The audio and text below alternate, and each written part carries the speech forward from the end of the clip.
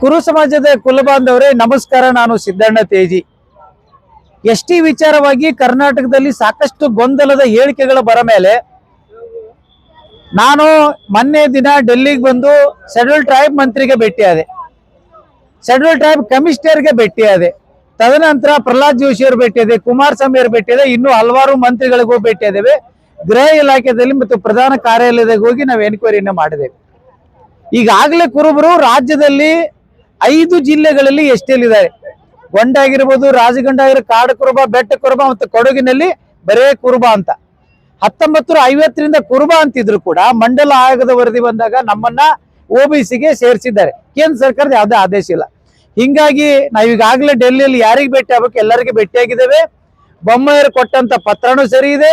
2023ರಲ್ಲಿ ಪ್ರಹ್ಲಾದ್ ಜೋಶಿ ಅವರು ಕೇಂದ್ರ ಸರ್ಕಾರದ ಸಂಸದೀಯ ಕಾರ್ಯದರ್ಶಿ ಇದ್ದಾಗ ಬೆಟ್ಟ ಕುರುಬ ಕಾಡ ಕುರುಬಗೆ ಪರಿಶಿಷ್ಟ ಪಂಗಡ ಸಿಂಧುತ್ವ ಕೊಡ್ಬೇಕಂತ ಆದೇಶ ಮಾಡಿದ್ರು. ರಾಜ್ಯ ಸರ್ಕಾರದ ತಾರತಮ್ಯದಿಂದ ನಮಗೆ ಇವತ್ತು ಮೀಸಲಾತಿ ಸಿಕ್ಕಿಲ್ಲ.